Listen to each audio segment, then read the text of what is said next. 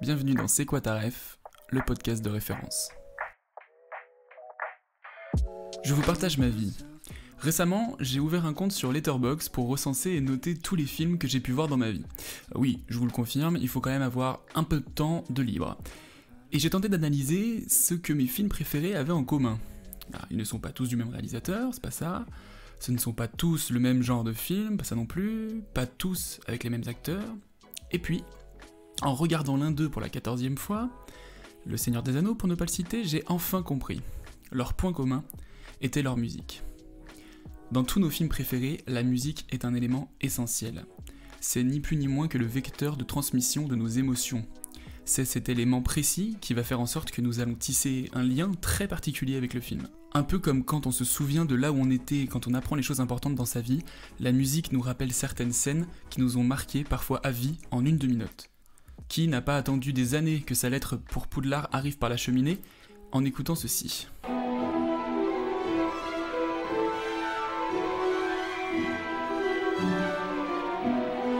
Qui n'a pas dansé un twist approximatif comme Uma Thurman et Travolta en entendant ça ? It was a teenage wedding and the old folks wished him well. You could see that Pierre did true. Ou bien encore, qui n'a pas tenté un porté un peu trop audacieux quand le DJ passe ça en soirée ?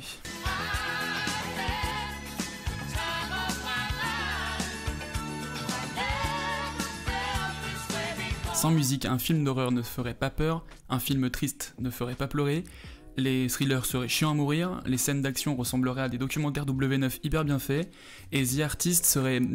Ben non en fait, The Artist ne serait pas du tout en fait.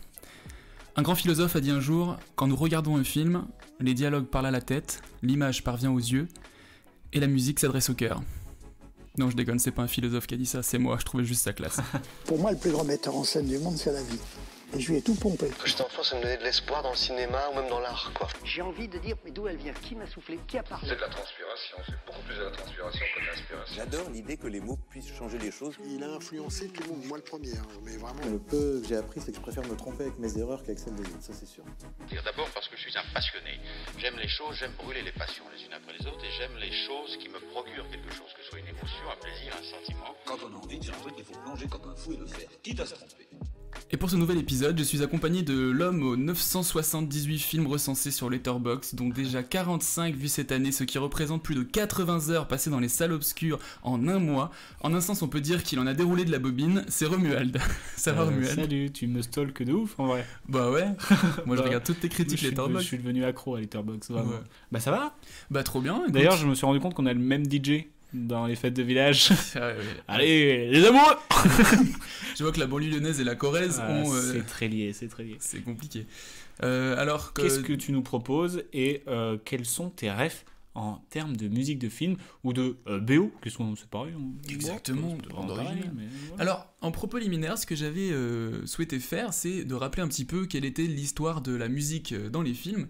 Donc, je vais vous faire un petit récapitulatif. Il faut savoir que les premières projections des Frères Lumière, inventeurs du cinéma, comme on le connaît aujourd'hui, le cinéma a été inventé en 1895. Et entre 1895 et 1927, le cinéma était dit muet. Et en réalité, pas réellement muet, plutôt sourd. Puisqu'en réalité, les musiques étaient jouées au début en direct, par des vieux morceaux un peu, déjà, certains compositeurs, pas forcément les meilleurs, avaient mis un petit peu sur, en libre accès, et des alliages piano-violon, piano-guitare, ce que vous voulez, les musiciens jouaient en direct. Donc en fait...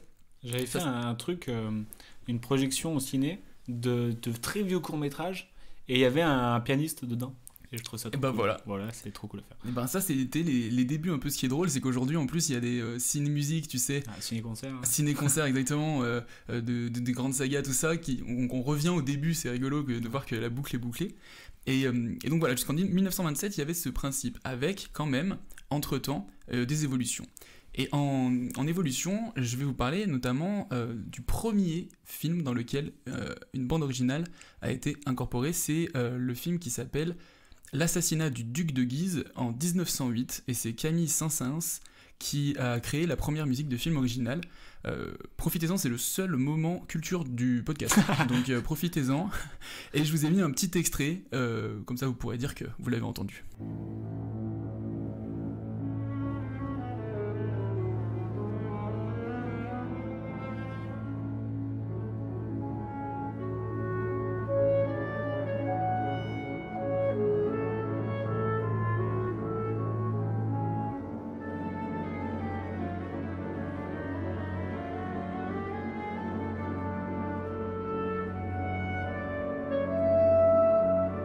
Voilà. Beau gosse.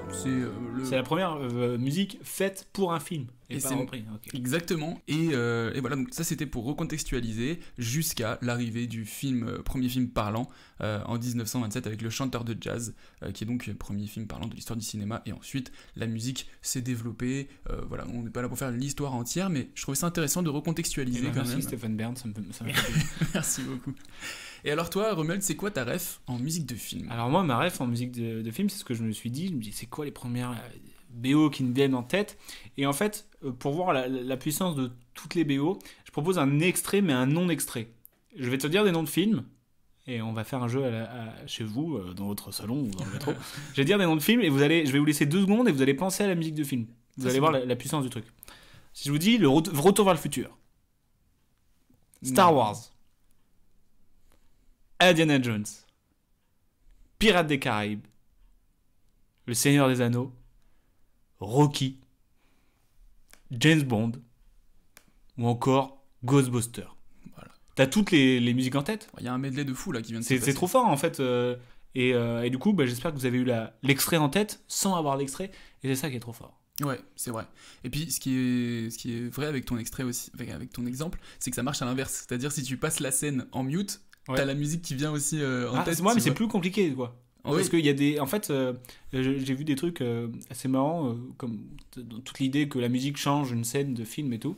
Et il y a sur YouTube, je suis tombé sur la vidéo, tu sais, dans Jurassic Park, où ils découvrent les dinosaures. Oui. Et en fait, ils ont fait 10 fois cette scène. Ils ont montré 10 fois cette scène, mais avec une musique différente. Et donc, il y a un côté, par exemple, ils vont mettre un truc sentimental, ils découvrent le dinosaure, waouh. Ouais. Un truc flippant, tu vois. Tu vas dire, il y a une menace quand même, tu vois, et c'est un peu flippant. Là, un truc comique, tu vois, ok, c'est un film léger et tout. Et en fait, c'est fou comme ça change de ouf la perception de la scène, de la musique, quoi. Ouais, c'est vrai qu'au final, ça change carrément même le ton d'un film parfois. C'est-à-dire, je pense que tu changes toute la BO de Titan, ça peut devenir un film comique, peut-être, tu vois ou pas ? Peut-être pas. Peut-être pas. Mais non, mais c'est fou comme ça change le sentiment et comment ça l'accentue surtout, quoi. Ouais. Et ce qui est lié étrangement à toutes ces trucs de saga un peu comme ça, c'est la musique classique, tu vois. Et je me disais vraiment, je crois que j'ai jamais autant écouté de musique classique qu'au cinéma. Et c'est vraiment un truc, on se rend pas compte qu'on écoute du classique parce que c'est un genre où on se dit, peut-être c'est un genre entre guillemets élitiste, assez de niche. On a du mal à citer des genres de musique classique et tout par rapport au pop, au rap même, tu vois. Mais on écoute tellement de musique classique via les films qu'on se rend même pas compte que c'est de la musique classique, tu vois. Ouais. Et c'est tellement utilisé dans tous les films. Moi, j'ai un petit extrait. Tu sais que tu l'as vu dans un film, mais tu vas pas pouvoir citer lequel.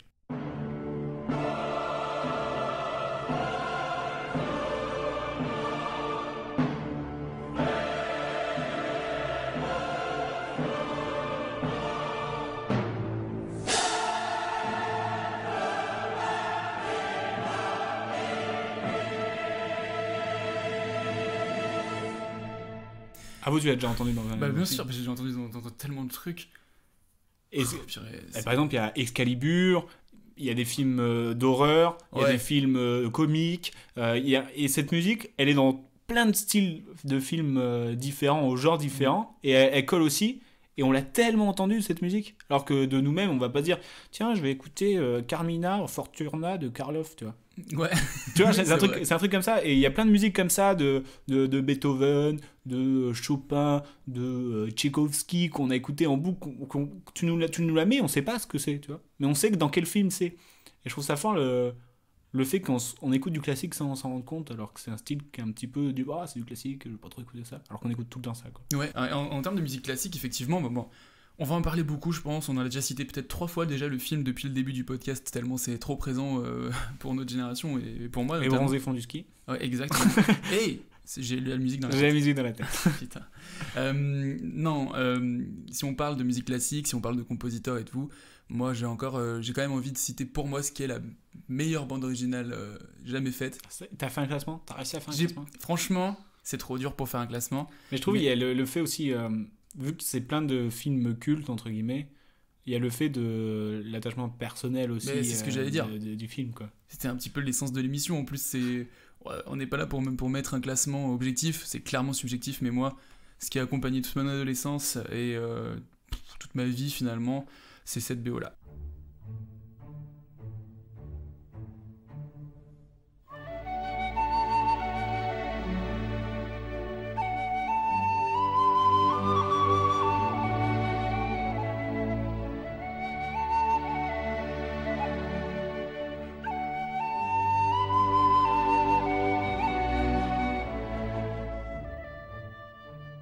Bon voilà, je pense que beaucoup de monde ont reconnu Le Seigneur des Anneaux. Bien évidemment. Donc Howard Shore, compositeur de la BO du Seigneur des Anneaux, ouais, pour moi c'est le truc le plus influent en tout cas de ma vie, quoi. Je pense que c'est ce qui me marquera le plus. C'est fou qu'en 2 notes, ça y est, on est dans l'univers du coup. Mais c'est incroyable, c'est vraiment incroyable. Voilà, ça c'est les super pouvoirs des compositeurs musicaux, quoi. Ouais, c'est vrai qu'ils ont des super pouvoirs. Mais par contre, j'ai une théorie sur les films cultes. Je pense qu'un film bon n'est pas forcément culte s'il n'y a pas la musique qui va avec.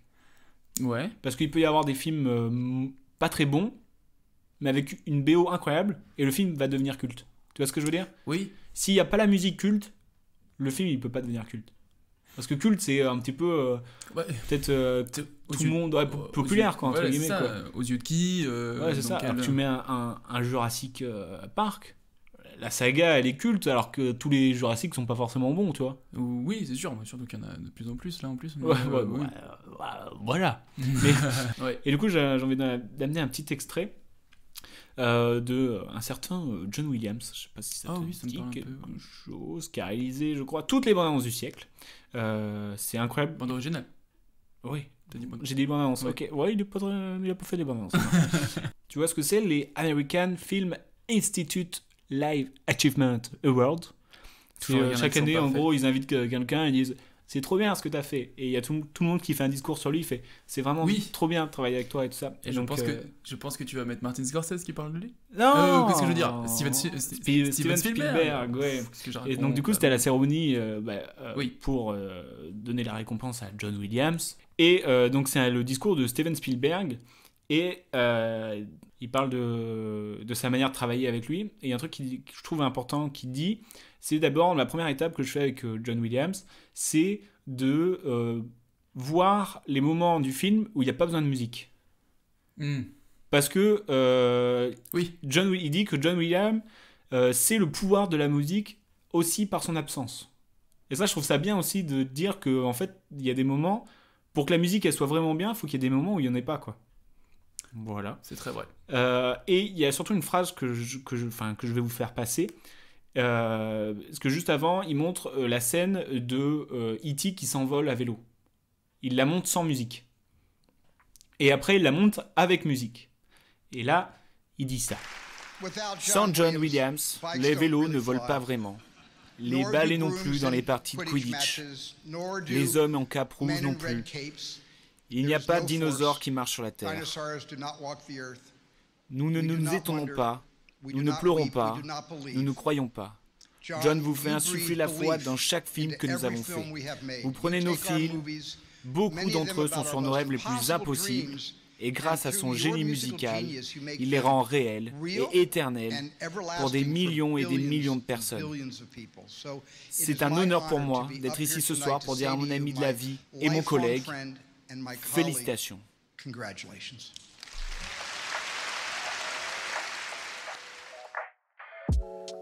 Cette phrase de sans John, les vélos ne volent pas vraiment, les balais non plus, je trouve que c'est vrai que C'est lui qui apporte la magie dans l'univers, et d'autant plus, parce qu'il a fait les musiques d'Harry Potter et tout ça, Ouais, bien sûr. d'autant plus dans des films magiques, c'est lui qui apporte le truc. Bah, c'est ça, c'est-à-dire qu'en fait, je le disais un peu en rigolant tout à l'heure, mais non, ça fait vraiment appel à nos émotions, et le but, quand même, des compositeurs de musique, leur objectif sur un film, c'est de te faire ressentir l'émotion que le réalisateur a voulu retranscrire.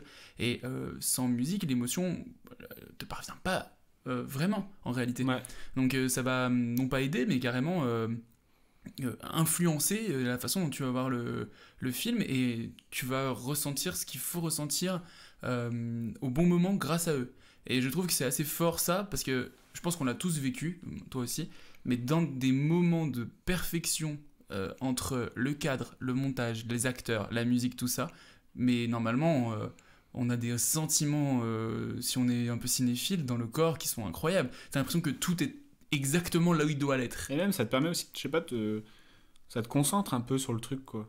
Enfin, la Oui. musique, peut-être elle t'empêche de penser, entre guillemets, des fois. Tu sais, des fois, tu regardes un film, voilà, et tu penses à autre chose, et la musique, elle te met dans un mood assez incroyable. Ouais. Et puis même, des fois, ça a vraiment un enjeu scénaristique, la musique, parce que... Enfin, par exemple, un film d'horreur, c'est le truc, l'exemple classique. Tu vois, tu as la musique, t'imagines, tu vois une fenêtre, et tu as une musique super stressante. Mm. Et là, tu te dis, bah, il y a une merde, quoi. Non, mais c'est vrai, la musique, elle te dit, Ouais. attention, C'est vrai. tu peux avoir peur. Et là, en fait, t'as juste un chat qui sort, quoi. Et c'est ça qui te fait peur avec la musique, parce qu'il y a un grand... C'est vrai. Et après, il y a le vrai monstre qui arrive, et là, t'as encore plus peur. Et en fait, la musique, ça te donne des fausses pistes aussi. Plus que te dire, attention, tu vas avoir peur là. Je vais peut-être te faire croire que tu vas avoir peur. C'est vrai. Et tu vois, en C'est fait, il y a vrai. plein d'enjeux comme ça aussi, où des fois, la musique, elle est prise à contre-pied, et du coup, ça nous donne des indices. Peut-être que il y a un méchant qui va arriver, il va y avoir une musique méchante, et on va se dire, putain, lui, il est louche. Alors qu'en vrai, pas du tout. C'est peut-être pour te mettre sur une fausse piste et tout ça. Ouais, ouais. Donc c'est vraiment aussi, il y a un pouvoir scénaristique, je pense. Ah mais carrément, Alexandre Astier, dont on reparlera plus tard, disait dans une interview notamment que lui, qui est bien sûr compositeur de musique dans ses films, ses spectacles, tout ça, il dit une bonne musique, une fois que j'ai fait ce que je voulais avec la musique, après je me débrouille, entre guillemets. C'est-à-dire que c'est la base, et ensuite il y a du montage, il y a tout ça. Mais c'est ça sa base, et c'est rattrapable une fois que la musique est bien et elle est là au bon moment. Elle a aussi un pouvoir de prédiction, comme tu le disais, juste là, par rapport pour les spectateurs.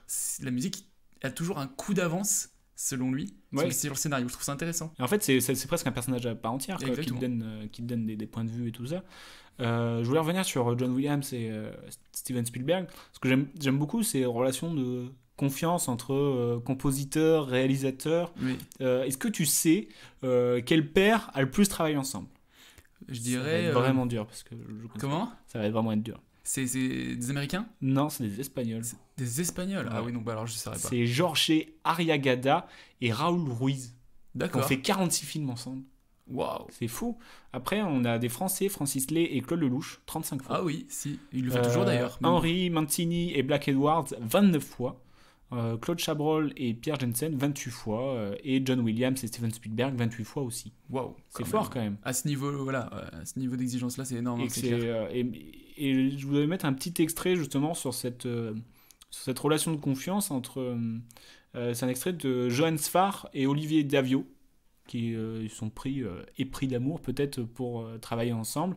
Et donc je vous fais écouter ça. Choisir son compositeur de musique, c'est un peu comme choisir son thérapeute. C'est choisir son analyste, c'est vraiment compliqué parce qu'on va se parler de choses très intimes pendant des mois. On va se parler de choses aussi immatérielles que le goût. Et lui, son métier, c'est d'inventer des choses dont je ne sais pas encore qu'elles vont me plaire. J'aime bien cette notion de thérapeute. Ouais, c'est cool. Ça parle, je trouve. Ouais, parce que sur un truc où on se dit c'est de la musique, derrière il y a tout un travail de comment tu veux faire passer ces émotions. Et c'est un truc de thérapeute, ça. Bah, totalement. Qu'est-ce qui va pas bien, qu'est-ce qui va bien, tu discutes quoi. Tu viens le voir avec un problème, t'es réalisateur, tu lui dis mon problème c'est que cette scène, j'ai envie qu'elle soit comme ça, trouve-moi une solution. Ouais, c'est et ça. lui, il va trouver... il va te dire, peut-être que c'est pas ça vraiment le problème. Et en fait, c'est des trucs comme ça. Et c'est vrai que l'image du thérapeute est vraiment cool pour le coup. Ouais, c'est clair. Oui, bah, pour revenir sur John Williams, j'ai trouvé ça fou parce que dans mes petites recherches, j'ai regardé un petit peu qui a fait quoi. Et je trouve ça impressionnant, les gens comme John Williams, le nombre de films qu'ils ont fait et qu'à chaque fois ils ont su se réinventer. Et je pense à John Williams, Hans Zimmer, Ennio Morricone, James Horner, Alan Silvestri. Je vous invite vraiment à aller juste sur Wikipédia, aller dans la partie filmographie. Et là, tu vois des dizaines et des dizaines de films par décennie, quoi. Ils font je sais pas combien de films. Et à chaque fois, c'est des classiques. Il y en a, il va faire Star Wars, l'autre des trucs comme ça. Et comment tu peux enchaîner autant de classiques. Trop fort. Et comment tu peux aussi, ce qui m'impressionne, c'est comment tu peux te renouveler à chaque fois, en fait.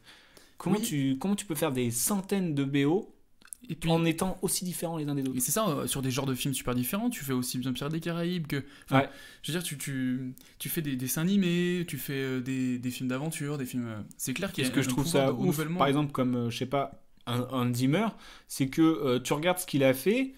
alors déjà c'est très long sa page Wikipédia, mais genre il fait peut-être 2 à 3 films par an, quoi. Là on est sur les Américains, mais c'est vrai que dans le cinéma français, les classiques français, on a aussi des super compositeurs. Alexandre Desplat, Alexandre Desplat, Yann Tiersen, on a aussi si on remonte un peu, Michel Legrand, Vladimir Cosma, enfin bref, c'est des airs qui aujourd'hui, là, si je vous dis ces noms et que vous entendez pas, c'est peut-être normal que vous les connaissez pas si vous n'êtes pas un cinéphile aguerri. En revanche, je vous invite à taper juste l'un de ce que vous avez forcément entendu, quoi. Ah, vous avez c'est sûr, c'est impressionnant. Entendu. Et du coup, moi, je me suis penché un petit peu sur le cas Hans Zimmer pour essayer de comprendre ce truc de comment ça se fait qu'ils arrivent à se renouveler à chaque fois. Ouais. Et je suis tombé sur une interview justement de Hans Zimmer qui parle un petit peu de l'idée d'insécurité. Et en gros, la journaliste, elle lui demande quel est son procès, son moyen de procéder. Et il répond je vais vous donner 2 réponses. La première, c'est que j'ai le meilleur métier du monde, car c'est ce que n'importe quelle personne rêve de faire dans la vie.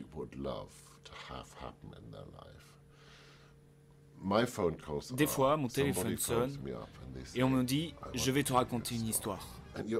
Toi, tu es au téléphone, tu dis « Waouh, c'est super intéressant » et tu commences à réfléchir à la musique. Ça, c'est le bon côté. C'est le côté génial.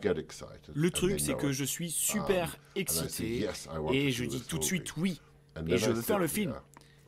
Alors je m'assois devant cette page blanche. Et cette page reste blanche pour un long moment. Et à chaque fois, c'est pareil. Après la première semaine, c'est que des déchets. Je me dis que je devrais rappeler le directeur et lui dire que je ne peux pas faire le film.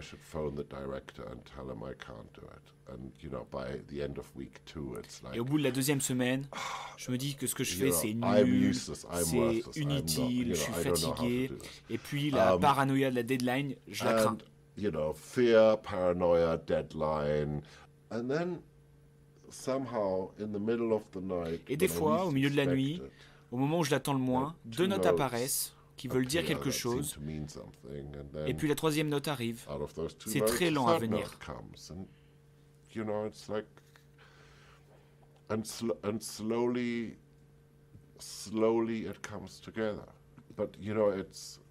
Is it painful? C'est douloureux des fois. Je peux être honnête avec vous. Fuck yeah. Ce qui m'épate dans ce discours, c'est que on dirait pas que c'est un compositeur qui a réalisé des centaines de sons. Ouais. Il y avait moins un truc de genre je suis trop content de faire un truc. Ah, mais j'ai trop peur de décevoir, de faire de la merde. Et au final, je suis devant ma page blanche, ça va jamais arriver. Et en fait, au final, ça arrive. Ouais. Mais je trouve il y a vraiment un truc de...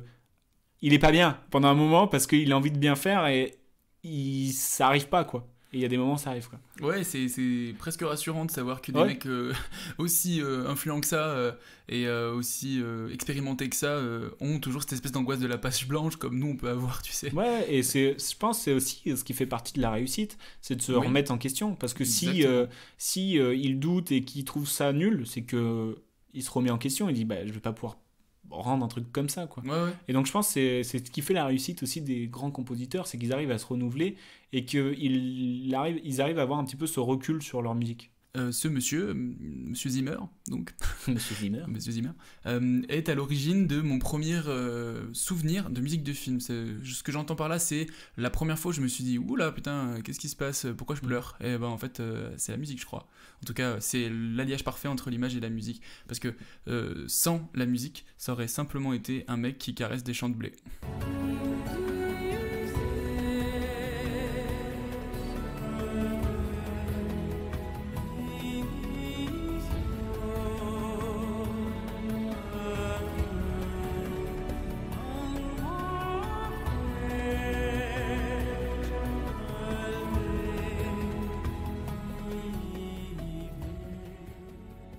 Donc vous avez reconnu, je pense, Gladiator, et c'est clair que c'est cette musique-là, quand j'ai entendu ça, je ne vais pas spoiler le film, bon, ça fait un petit moment qu'il est sorti quand même, mais c'est pas bien. Le scénario, le moment où elle apparaît plusieurs fois dans le film, mais le moment sur la fin où ça apparaît, cette image, la musique, allez, fini. Mais il y a vraiment un truc dans les moments comme ça, où la musique est vachement importante. C'est, tu sais, par exemple, je prends pas ce film en particulier, mais t'as un personnage, tu sens qu'il va mourir ou un truc comme ça. Mais tu vois pas clairement la mort.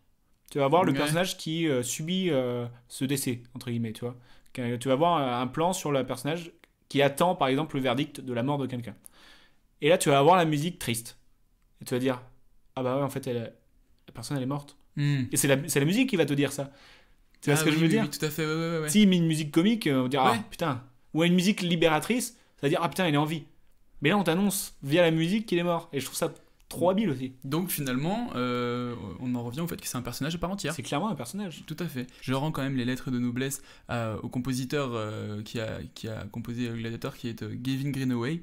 Et Hans Zimmer, sur ce morceau-là, a écrit les paroles, mais sur les autres morceaux de Gladiator, a composé certains morceaux et a travaillé sur ce projet-là. Donc c'est la première fois, je crois, où je me suis dit, oh là, ce nom-là, pas la première fois que je le vois. Et donc voilà, je pense que c'est quelqu'un qui a accompagné. Mais c'est fou. Qui a accompagné. Mais je pense quand on est en fait, on se rend pas compte que la musique nous touche autant, parce qu'il y a plein de musiques où justement on revient sur le truc de classique et tout, où il n'y a pas vraiment de paroles.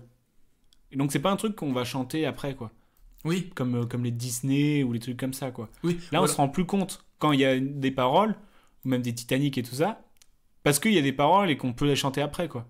Ouais, ou alors tu vas le faire, ouais. Mais dans ta tête c'est cool, mais après tu as mal, monsieur? Non. C'est clair. Et ce qui est intéressant avec l'extrait de Gladiator, c'est que quand j'entends ça, j'ai l'image en fait de quand ça se passe, j'ai des flashs carrément, tu vois. Ça me réveille dans la nuit carrément. C'est trop, monsieur, il faut consulter. Je vais voir un thérapeute du coup. Hey, yes. Ça recoupe. Non, et je me suis un peu renseigné, en fait c'est ce qu'on appelle, les musiciens le sauront je pense, le leitmotiv. En fait c'est le procédé qui va t'amener à mettre en lien la musique du discours musical et un personnage ou ouais, bah par exemple en vrai c'est comme dans les jeux vidéo. Ouais. Tu vas avoir les moments qui tu vas rencontrer telle ou telle famille ou je sais pas quoi, ça va être le moment avec cette musique là. Tu vas aller dans tel endroit, ça va être, mais c'est comme dans par exemple les Seigneurs des Anneaux quand ils sont dans le village des Hobbits. Des Hobbits. Des Hobbitals. Et bah il y a une musique particulière parce que du coup sans voir le film on sait qu'on est chez les Hobbits. Oui, tout à fait. Ouais. Bah, le thème que j'ai passé tout à l'heure, c'est le thème de la comté. Là, t'es totalement chez les Hobbits. Moi, je te propose de partir sur un truc un peu plus personnel de à quel moment dans les films je kiffe les musiques. Okay. Mais en termes de petits, comme si c'était un petit bonbon, tu vois. Ouais. Parce que je kiffe la musique de film, forcément. Il y a des moments où je fais ça, peu importe si le film il est nul, je kiffe. Okay. Donc, par exemple, j'en ai déjà parlé, les musiques à contre-emploi, comme dans les Kingsman, où c'est des grosses bastons avec une musique trop marrante. Ça, j'en ai déjà parlé. Donc, j'ai trouvé un nouveau bonbon que je me suis rendu compte qu'à chaque fois qu'il y a ce genre de scène, je suis comme ça, je fais « ça, j'adore ça !» Et dernièrement, ça s'est passé dans Licorice Pizza. Vous allez comprendre. C'est quand les persos... Ah, vous allez trouver ça très con. Hein. Mais quand les persos, ils courent avec une musique. Okay. Je kiffe voir les gens courir avec une musique. T'adores Forrest Gump, quoi. Franchement, je kiffe. Le film, il est nul. Tu fais un travelling de quelqu'un qui court avec une musique. Je suis en kiffance. Ok. Et donc, je vais vous mettre un extrait. Et d'ailleurs, pour ceux qui sont, comment on pourrait appeler ça, runophiles, travelling runophiles musique. Ouais. Il y a une vidéo sur YouTube qui s'appelle Run in Cinema. Et genre, c'est un montage de plein de films où les gens ils courent. Je kiffe ça, je sais pas pourquoi. Et donc, Licorice Pizza, je sais pas si tu l'as vu. Malheureusement, il y a une scène où genre les deux ils se rejoignent et ils courent avec de la musique. Je kiffe, j'adore. Et là, l'extrait que je vais vous montrer, il est dans Little Miss Sunshine. Dad, I want you in the car first. I know, we know. All right, here we go. Everybody push. All right. Here we go. Push. Okay. I just want everyone here to know that I am the preeminent true scholar in the United States. Come on, honey. I'm putting it in gear. Go, honey. Come on. Come on, Lila, run. Come on. Come on. Sarah, let's go. Sarah. Frank, let's go. You're losing them. Slow down. Slow down. Come on, you dumb bastard. I can't slow down. Let's go. Go fast. Come on. Come on, get in. Alors voilà, ça c'est mon bonbon, vraiment. Si vous voyez la scène, c'est le moment où il faut qu'ils poussent le van pour qu'il démarre, et ils rentrent chacun leur tour dans le truc, et donc ils courent, et il y a cette musique, et ça, je kiffe. Ouais. Vraiment, petit bonbon. la petite partie. Et vraiment, le film, il peut être nul, et tu me mets ça, je fais ok, j'aime bien. Ouais, vous le savez, un réalisateur, maintenant, si vous voulez plaire à Romuald, faites des plans séquences où les mecs courent. J'ai un film sur un marathon. En travelling, je kiffe. Tu vois, pas juste où ils courent, tu vois, genre vraiment quand ils le suivent au même moment, tu vois. Un film sur un marathonien, par exemple, je kiffe. Allez. Ça dépend, s'il est en travelling avec de la musique, j'aime bien ça. Ouais. Et Forrest Gump, tu vois, quand il court avec la musique et tout. Après voilà, ça c'est iconique, hein. Ouais, c'est clair. Toute autre chose de mon côté, j'avais envie de parler aussi de la musicalité, mais la musicalité des dialogues de temps en temps, et du fait de se comprendre aussi via la musique. Et j'ai envie de reparler de quelqu'un que j'ai cité 514 000 fois ici, Alexandre Astier, qui, comme vous le savez, réalisateur, acteur, mais surtout compositeur. Et il a dit plusieurs fois que s'il devait lâcher tout et garder qu'une seule de ses compétences, il garderait sans aucun doute la musique et ses capacités à composer de la musique. Et là, je vais vous passer un extrait d'une interview qu'il avait faite dans l'émission de Antoine Decaune sur France Inter Pop Pop Pop, où il parle de musique, et notamment, c'était dans le cadre bien sûr de la sortie de Kaamelott premier volet. Là, il est dans une interview conjointe avec une actrice musicienne qui est Jenny Bess, et qui est dans le film aussi. Et ils discutent de comment ils se comprenaient sur le tournage et quels mots ils utilisaient. C'est Antoine Decaune qui pose la question. Je vous laisse écouter. Alexandre, vous écrivez des histoires en tant qu'auteur, bien sûr, mais vous dites toujours que votre langue préférée, c'est la musique. C'est ça le point commun peut-être entre vous deux ? Oui, moi j'aime bien, alors au-delà de d'écrire la musique, tout ça, puis au-delà, c'est vrai, de parler souvent aux comédiens en termes de un peu plus d'air ici, un peu plus de silence là, un peu plus haut, un peu plus... Enfin, moi c'est vrai que j'aime beaucoup travailler avec les gens qui ont l'habitude d'avoir une notion musicale de leur réplique. Ouais. Je m'entends très bien... avec ces gens-là, et c'est vrai que Jenny, il y a un truc, évidemment, on se retrouve comme si...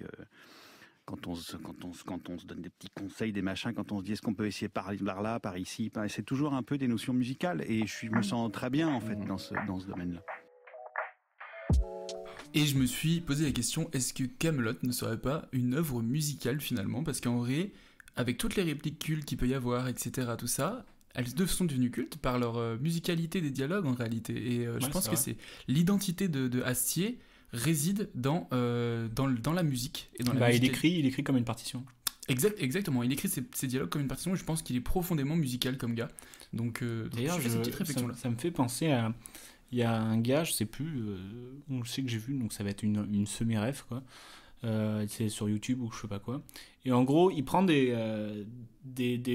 morceaux de film, des répliques et tout, et il joue par-dessus. Avec de la batterie et tout ça. Ouais. Et en fait, on se rend compte que les répliques, en fait, elles sont vachement musicales, tu vois. Voilà. Il y a un rythme. Mais enfin, tu dois le savoir, t'es comédien, qu'il y a un rythme dans le débit de parole, dans tout ça. Et en fait, le mec qui joue dessus, on se rend compte que c'est très musical de ouf, quoi.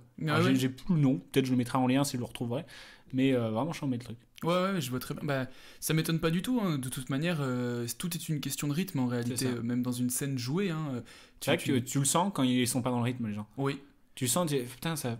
Il y a un truc à contre-temps ou je sais pas quoi. J'ai même, moi franchement, j'ai même une théorie beaucoup plus large que ça. Bon, là, on part dans le podcast philosophie et musique, visiblement.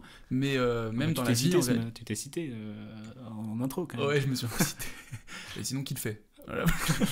Le mec m'engueule. Personne. Non, je pense sincèrement que même sa vie et la vie de tous les jours, si on est un peu sensible à ça, est musicale. Et en réalité, tout est une question de rythme. Ouais. C'est-à-dire que plus tu vas faire quelque chose de bien, je sais pas, quand vous vous levez le matin et que vous êtes dans une bonne forme, que dès 9h du mat, vous avez déjà fait plein de trucs et tout, ça vous met un rythme pour la journée. C'est clair. Et si à l'inverse, vous végétez jusqu'à midi, c'est très compliqué ensuite de sortir.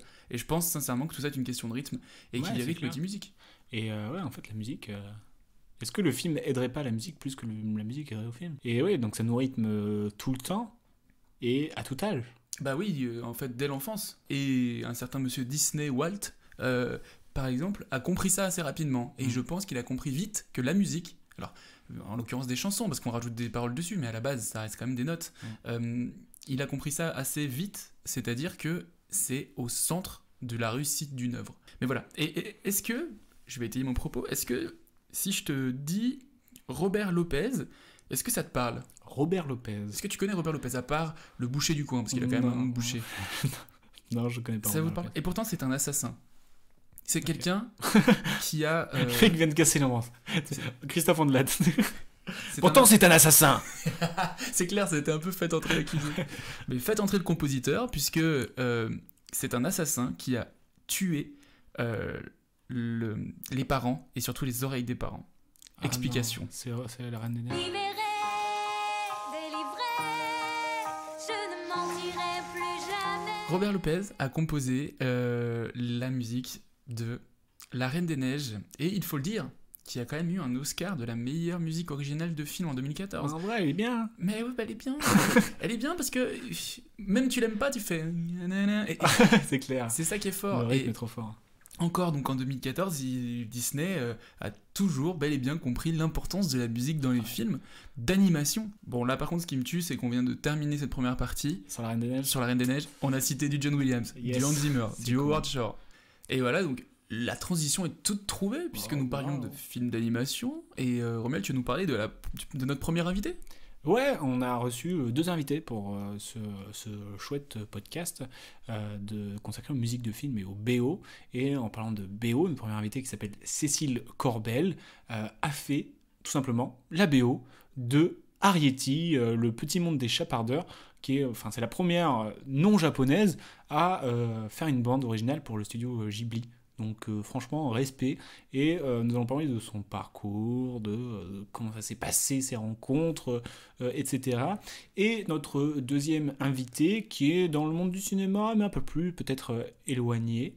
De la musique de film.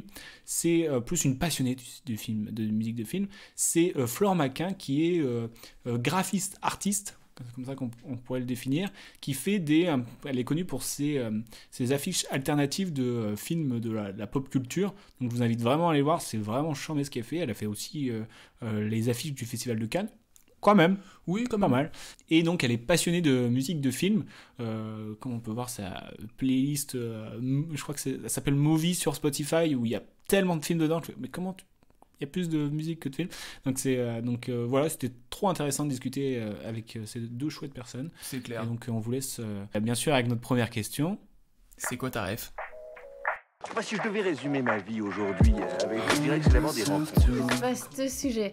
Je vais pas le faire dans l'originalité. En tant que fan d'animation, et bien avant que j'ai la chance de bosser pour de l'animation japonaise, ma ref en bande originale, c'était les BO des films du studio Ghibli. Donc il n'y a pas tellement de mystère dans ma réponse. Ouais. C'est Joe Hisaishi. Et en général, même les BO Ghibli, pour moi, c'est le top. Ok. Et en musique de film, plus que BO ou plus vaste peut-être Musique de film, alors moi je me souviens ado, ça fait partie des premières... c'est des premiers CD que j'ai achetés, c'était beaucoup des BO, c'est marrant qu'il y ait cette espèce de prédestination dans la vie. Et dans les BO marquantes, moi j'ai... Alors c'était un peu plus tard, hein, je pense que j'ai écouté ça. Des BO avec des univers hyper marqués. J'ai un souvenir d'avoir acheté la BO de Paris, Texas, de Ray Cooders, qui m'a beaucoup bercé ado.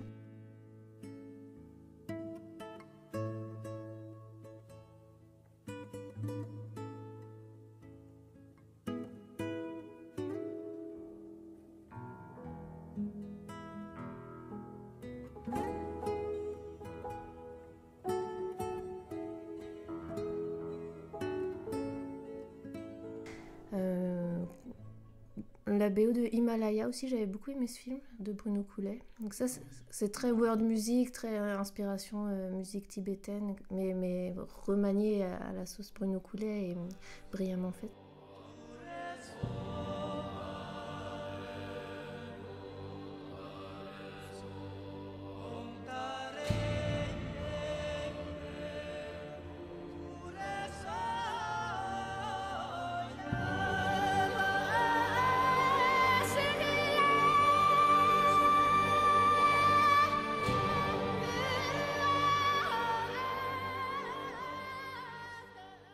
Donc c'est des BO où tout de suite on écoute 2 notes, on est dans le film à nouveau. J'aime bien ça. Après il y a plein de BO type orchestral, etc. qui sont super belles, mais avec un pouvoir moins grand, moins marquant en tout cas pour moi. Et d'ailleurs, pour vous, à quoi ça sert une BO? La musique pour moi c'est l'émotion. Il y a eu des tests qui sont marrants comme ça sur des films où on s'amuse à repasser la scène sans musique et il reste peu ou pas grand chose de l'émotion en fait. La musique c'est l'émotion avant tout. Dans la vie, hein, que ce soit même en dehors du cinéma, sur scène c'est le vecteur d'émotion numéro 1 je pense. Ouais, ça multiplie le sentiment, c'est ça?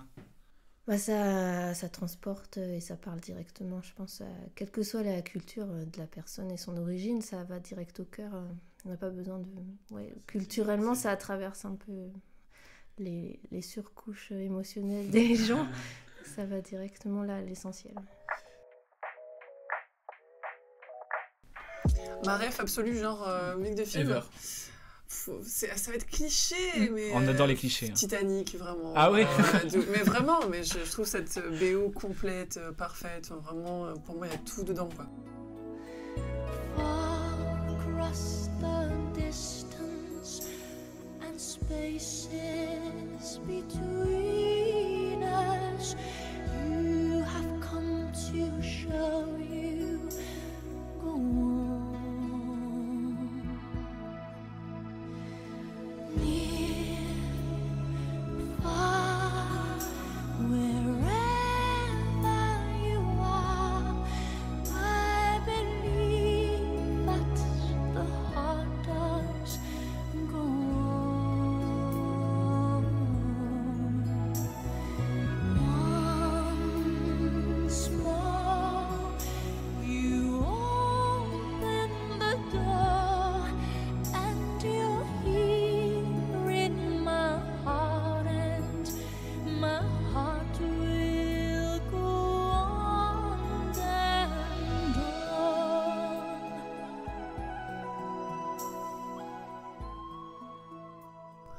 Donc c'est cliché de ouf. Mais bon. Bah non, mais en même temps, qui ne connaît pas, tu vois. Mais exactement. Est-ce qu'il y a la larme qui vient avec? Mais tu rigoles, mais quand je travaille et que je mets de la musique en même temps que je travaille et tout, et je mets cette playlist-là, je revis chaque scène, quoi. La scène de Jack qui coule, vraiment, ou les scènes où tu comprends avec la musique, ben là il y a l'iceberg, là ça y est, le bateau coule, c'est assez bête à dire, mais je trouve que ça raconte l'histoire, quoi. Ah ouais, je revis le film à chaque fois que j'écoute la bande-son, donc franchement... je la trouve assez parfaite, quoi. Je pense que c'est pour accentuer une émotion qu'on va ressentir. La peur, par exemple, voilà, il peut y avoir une scène qui est dans le noir, une porte qui s'ouvre, on aura peur, je pense, dans tous les cas, mais avec une musique qui va accentuer ça, je pense que l'émotion va être décuplée.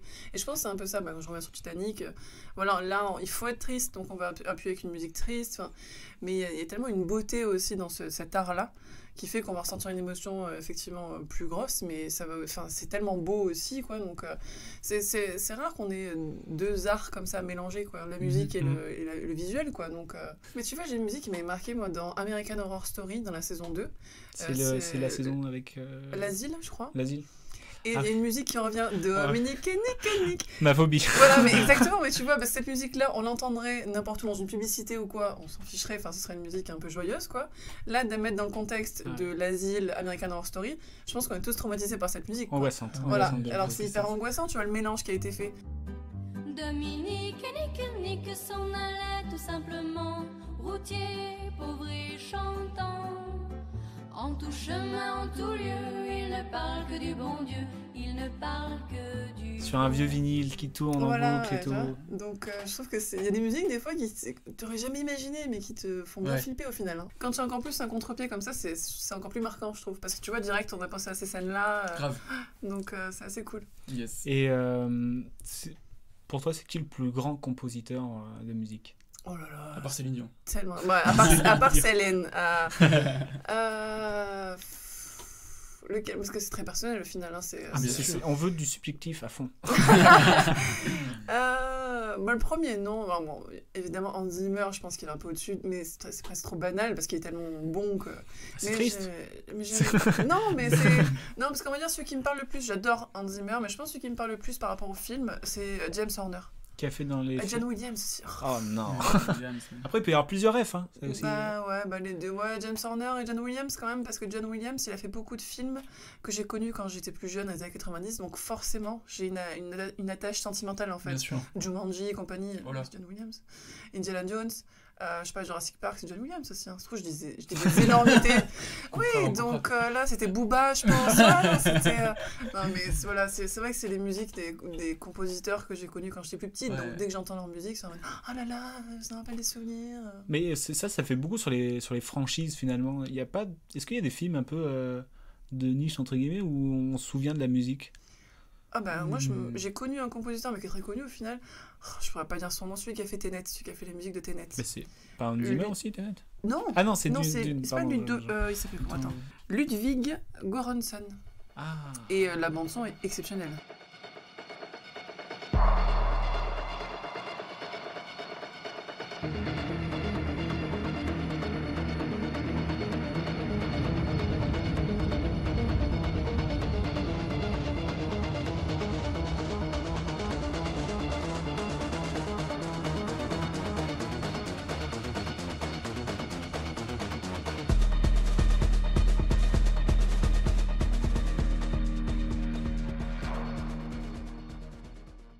Est-ce que vous trouvez que les BO d'aujourd'hui, dans les films d'aujourd'hui, se ressemblent un peu toutes? Est-ce que vous trouvez qu'il y a une identité un peu moins marquée?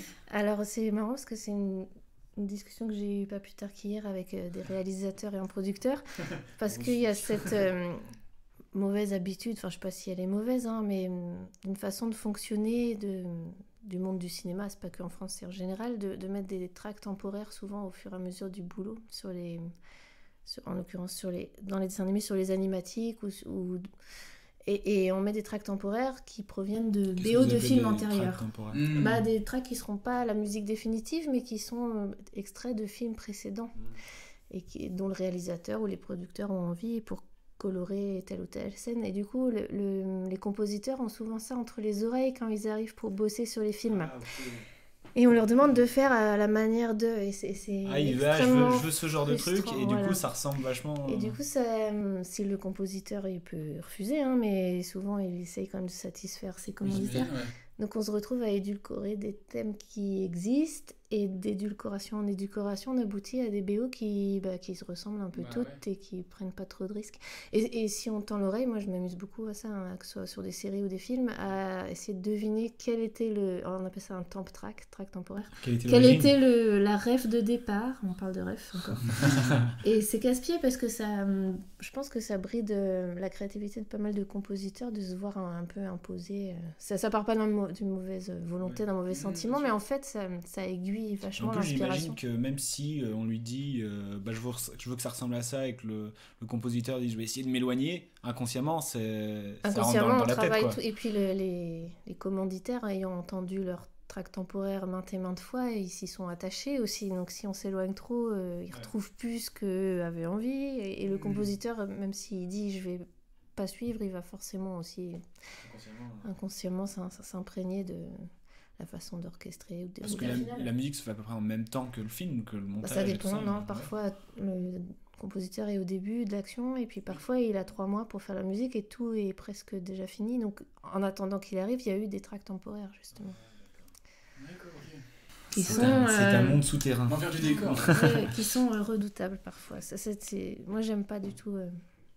Ça, je trouve que c'est vraiment dommage. Ça bride un peu la créativité. Et pour le coup, est-ce que vous avez trouvé dernièrement une bande vraiment originale, quoi ? Alors, ces temps-ci, j'avoue ne pas aller beaucoup au cinéma et être beaucoup plus à regarder des séries.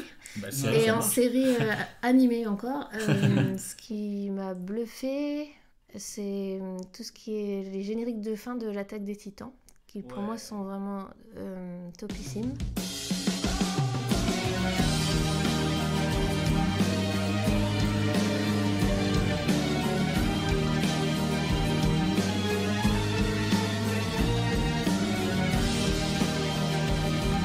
On rappelle, tu es graphiste artiste, c'est comme ça que tu te définis ? C'est dur, même moi, quand on me demande ce que je fais, graphiste, c'est pas totalement, et à la fois, je fais des affiches de films, donc moi j'appelle ça un digital artiste parce que je fais entre guillemets, c'est pompeux, je fais de l'art sur l'ordinateur, c'est pompeux au possible, mais en fait voilà, c'est de peindre en fait sur Photoshop, mais c'est dur. On appelle ça graphic artist en anglais. Il n'y a pas vraiment de terme équivalent en français, ou alors je ne les connais pas, mais parce qu'on aura tendance à dire graphiste, mais graphiste c'est pas exactement ça. C'est plus commercial peut-être, graphiste ou... Graphiste, je dirais que c'est un peu plus corporate.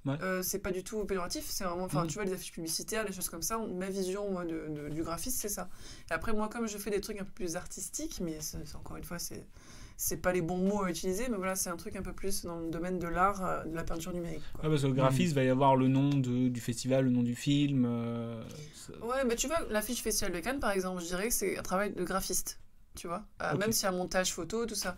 Le digital painting que je fais avec les affiches, portraits et compagnie, c'est plus quelque chose qui se rapporte à l'art. Et c'est comme si je pouvais les peindre sur toile, sauf que là, je les fais sur ordinateur. Donc voilà, c'est ça un peu la différence, tu vois, que je fais. C'est de la pure création, c'est-à-dire que ça vient de zéro, c'est toi qui fais tout de zéro. Tandis que sur les affiches on en reviendra plus, on est en train d'anticiper. Donc... mais tu as fait des collages en réalité, c'est ça ? C'est un montage photo. C'est un montage photo, voilà. Une photo qui existe déjà, que tu as mis dans un autre univers avec des couleurs. Ok. Parce que tu dessines beaucoup de personnages cultes et tirés bien évidemment de films cultes. Et pour revenir à la musique, est-ce que tu penses que la musique aide à rendre un film culte ? Complètement. Complètement. On fait vraiment la différence entre les films où il y a un travail abouti de A à Z, de l'histoire au personnage jusqu'à la musique, et un autre film où il va y avoir une super histoire, et si la musique est un peu moins marquante, il y a vraiment quelque chose qui perdure avec la musique de film. Les bonnes musiques de film, on va encore les écouter, les surécouter, on va faire vivre le film après derrière. Et un film qui a une bande-son un peu moins marquante, je pense ça va pas en faire un mauvais film, mais peut-être qu'il sera moins marquant. Ça va être comme un jingle dans une pub, quoi, peut-être. On va dire, ah tiens, ça me fait penser à ce film, et du coup, ce film... Mais c'est un peu ça, effectivement. Tu vois, voilà, si je vais bien, si je vais mine, je me suis dit, c'est la musique, tu vois, enfin, un truc qui te reste en tête toute ta vie. Oh non. Non, regarde. On va arrêter ce podcast. C'est un d'humeur. Donc voilà, je pense que ça n'empêchera pas que le film soit bon, mais je pense qu'après, derrière, ça en fera quelque chose de plus fort, et un film culte, tu vois, vraiment... Et peut-être même l'inverse, si le film n'est pas super bon et qu'il y a une musique... trop bien, peut-être que ça va rendre le film culte aussi, quoi. Alors, complètement, mais ouais, complètement. Possible, ouais. Ouais, vraiment. Il y en a qui aiment bien maintenant, à cette époque, de faire des films et de mettre plein de musique des années 80 dedans. Et du coup, t'es en mode, la musique est super et tout, mais le film, Gardien de la Galaxie, notamment. Ah non, mais Gardien de la Galaxie, c'est un bon film. Mais la musique l'a rendu encore plus culte, ça c'est clair. Totalement. Mais c'est aussi... vraiment le contre-pied Marvel quand il est sorti. Parce que moi, quand j'allais voir la première fois, je me dis, putain, mais... cette BO on l'a pas vu dans tous les autres films Marvel avant, c'était la BO un peu création originale mais un petit peu genre blockbuster, et puis ça appuie vraiment bien les scènes à chaque fois, et là vraiment ça arrive, première scène je me souviens très bien, Incroyable pour le coup. Ça.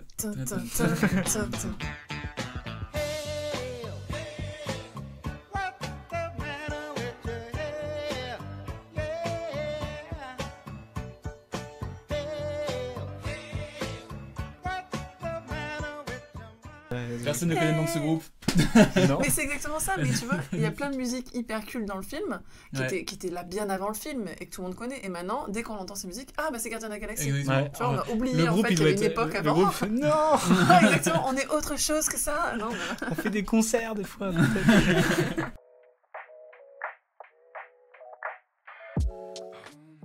Et question comme ça, vous regardez les comédies musicales ? Pas trop. Vous aimez, non ? J'en ai vu, mais c'est plutôt des classiques et plutôt vintage, style Demoiselle de Rochefort, tout ça, parce que j'aime beaucoup ce compositeur. Nous sommes des sœurs jumelles, nées sous le signe des Gémeaux. Mi fa sol la mi ré, mi fa sol sol sol ré do. Toutes deux demoiselles, ayant eu des amants très tôt.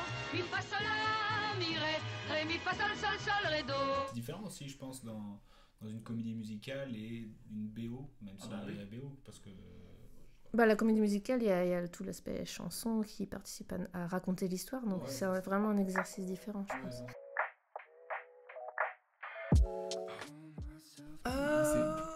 C'est différent. Ouais, c'est différent. Il y en a une que moi j'adore par-dessus tout, c'est Moulin Rouge. Ah oui ? Ouais. Alors là, moi j'ai... Toi, non, désolé, j'ai détesté ça. C'est vrai ? Ah ouais, je me suis ennuyée.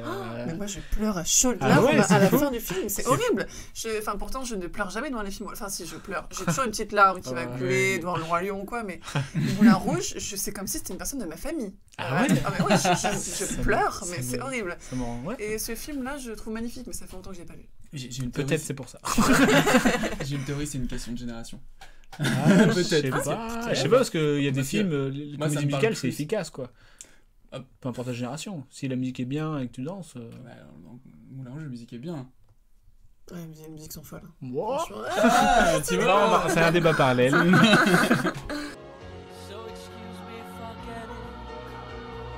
But these things I do, you see, I've forgotten if they're green or they're blue. Anyway, the thing is, what I really need, yours are the sweetest eyes I've ever seen. Donc, les personnages t'inspirent, les films. Et est-ce que, quand tu travailles, est-ce que tu te mets de la musique de film, par exemple ? Tout le temps, constamment. Et de films ou de la musique ? Ou alors t'as une playlist commune ? J'ai une playlist avec plein de musiques de films dedans. Voilà. Ouais, je pense qu'il y a au moins presque 300 musiques dedans.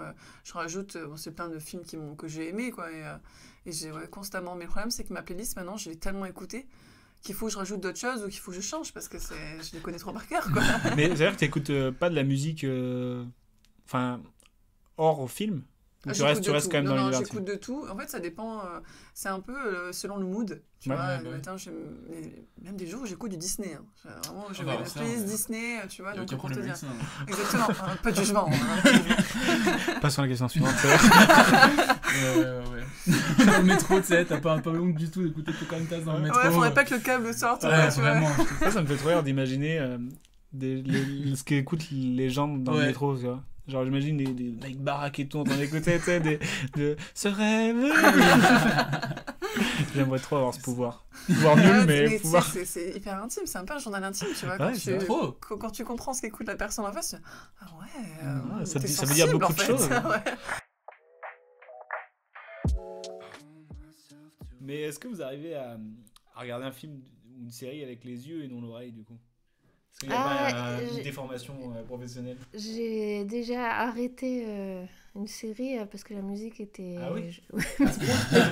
Mais pour des trucs pas hyper importants, des séries policières ou des conneries comme ça, où la musique m'exaspère tellement que je stoppe. C'est vraiment un aspect super important. Ouais, et puis il y a justement cette track. Mon conjoint est compositeur aussi, donc c'est un jeu à la maison de dire « Ah tiens, le compositeur, c'est sûr qu'on lui a foutu ça en track témoin et qu'il a essayé de s'en démêler, quoi. Donc c'est un jeu qu'on fait. Mais oui, c'est pas très objectif du coup pour regarder un film. Ouais, bon, Et justement, quand je le fais pas, c'est que la musique, elle est bien, parce que je suis redevenue un vrai spectateur. Est-ce que vous êtes passionné de base de musique de film, ou est-ce que c'est un concours de circonstances?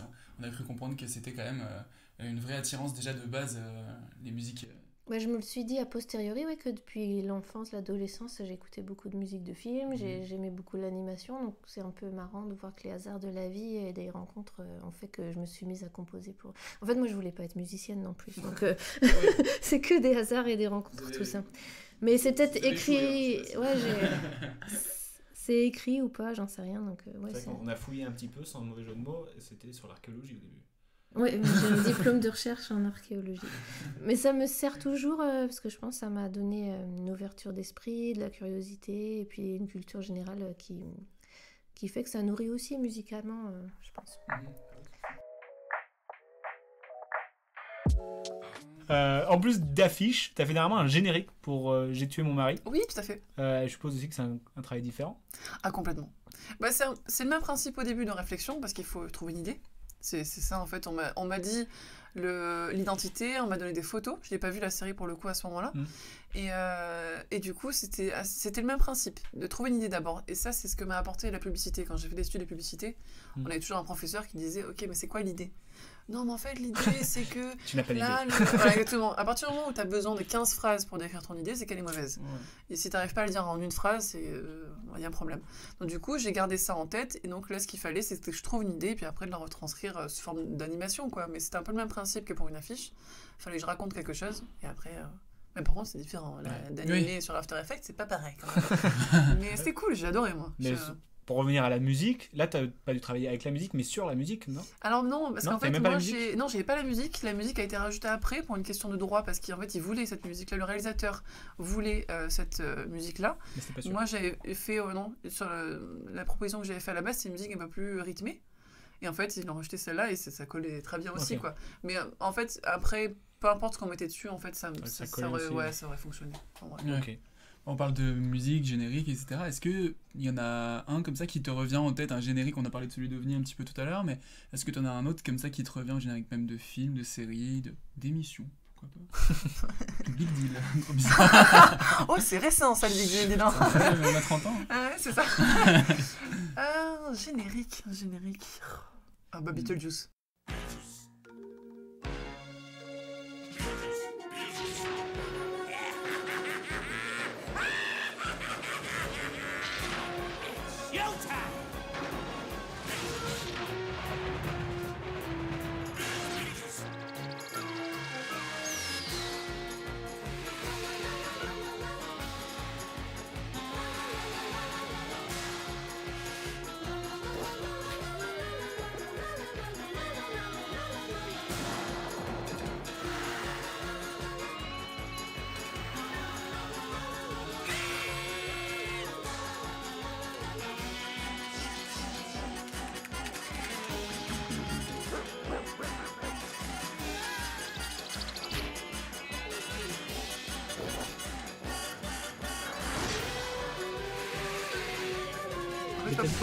Le dessin animé de Beetlejuice, je me rappelle qu'il y avait une animation, il y avait toute une suite où il y avait elle envoyait le personnage de Winona Ryder qui était dans je crois dans les grands 8 et tout.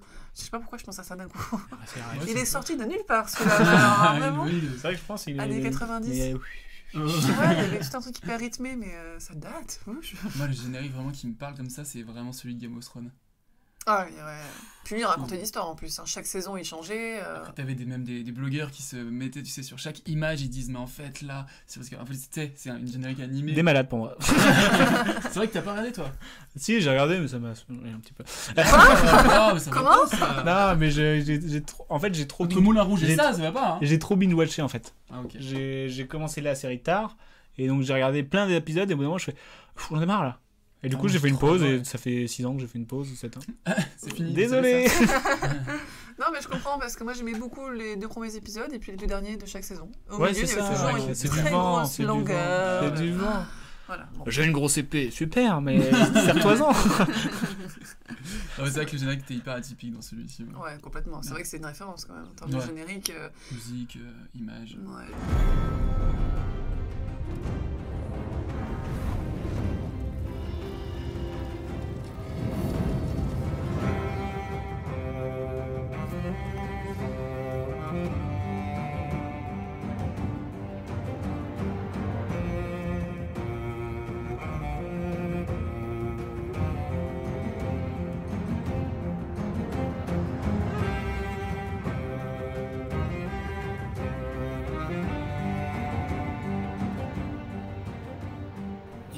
souvenirs que vous avez, c'est peut-être les mêmes, c'est peut-être déjà les studios Ghibli à l'époque, mais les tout premiers souvenirs comme ça d'adolescence en termes de musique, de films qui ont marqué, c'est Ghibli déjà? Bien avant ça, c'est l'enfance et c'est aussi de l'animation japonaise. Et finalement, je crois que c'est vrai pour toute ma génération autour de 40 ans. On a tous grandi avec l'animation japonaise à la télé et c'était cultissime. Et j'ai gardé. Et pour moi, il n'y a pas mieux que certains génériques de dessins animés de l'enfance. On va en parler. Le premier, votre générique favori de dessin animé? Les Cités d'Or.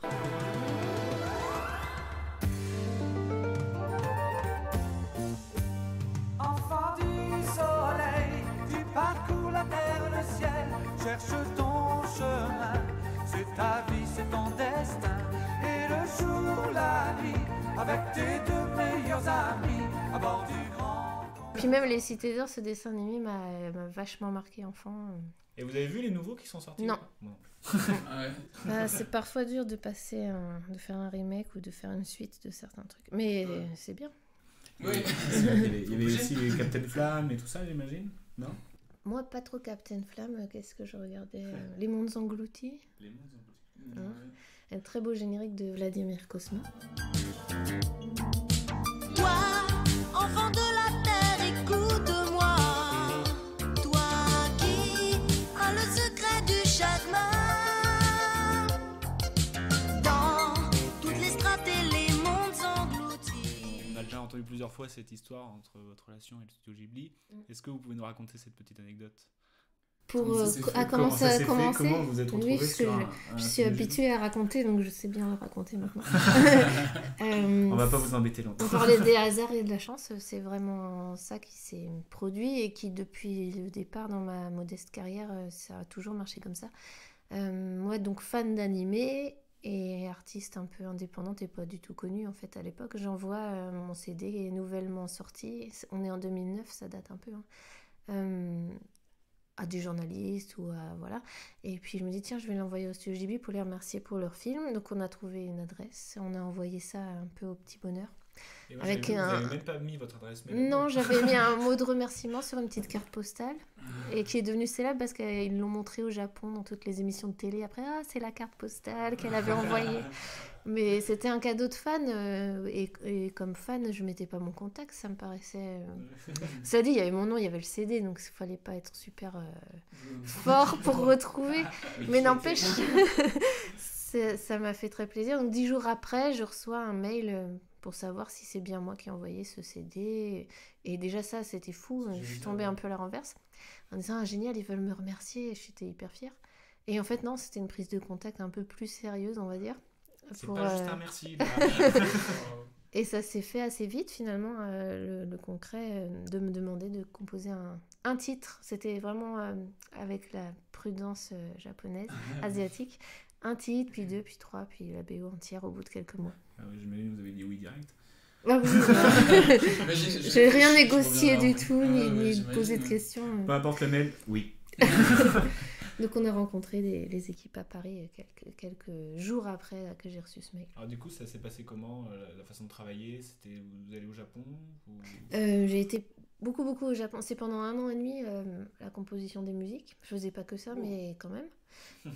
Et c'était tout en France, de musiciens français dans mes studios. Mais on allait tout le temps au Japon pour voir l'évolution du boulot, à savoir les différentes étapes, parce que quand les Japonais m'ont contacté, ils avaient que le scénario, ça n'avait pas commencé encore. Donc on est allé à chaque étape cruciale pour faire les choix, les fameux choix, jeter des choses, en créer d'autres, etc. Jusqu'au montage final. Alors pour plus d'infos, c'est le film Arrietty, le monde des petit monde des chapardeurs. Le petit monde des chapardeurs.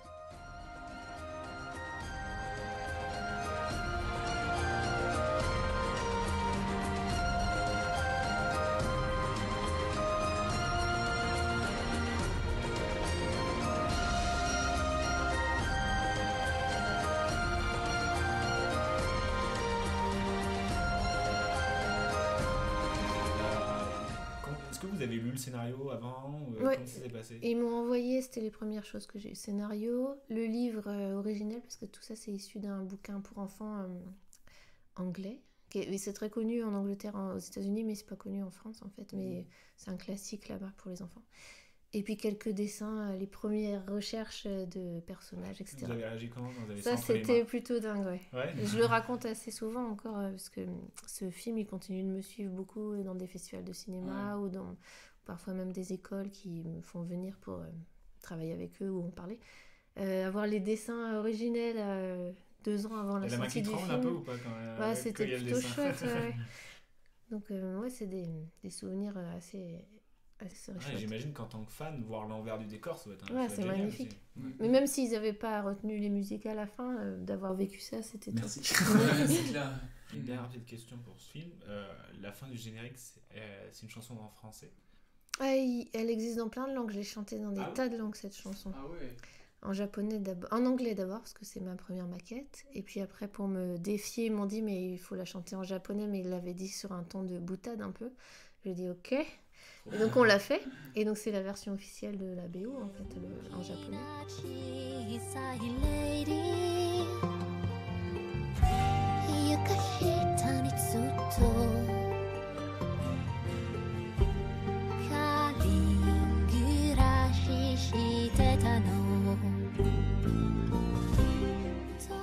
Et puis pour la sortie française, j'ai chanté en français. Mais elle existe, si vous cherchez à fond, partout, vous pouvez la trouver en allemand. En italien. Et qu'est-ce que j'ai même fait en breton, parce qu'ils ont sorti le film en breton dans un circuit un peu particulier, mais voilà, en breton. Et il y a des versions, mais c'est pas moi qui chante, donc c'est en chinois. Mais là, je regrette pas d'avoir laissé la main parce que je crois que c'était un peu dur. C'est plus dur, c'est clair.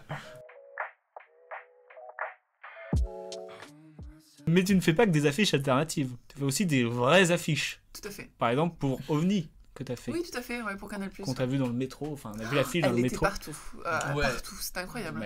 L'affiche est incroyable aussi. Ça va très bien avec la série que moi j'ai adorée. C'est vrai? Trop bien. La série, j'ai adoré l'univers, la musique, justement, on parle de la musique je la trouve géniale. Ah, complètement, le générique là, moi je la trouve folle.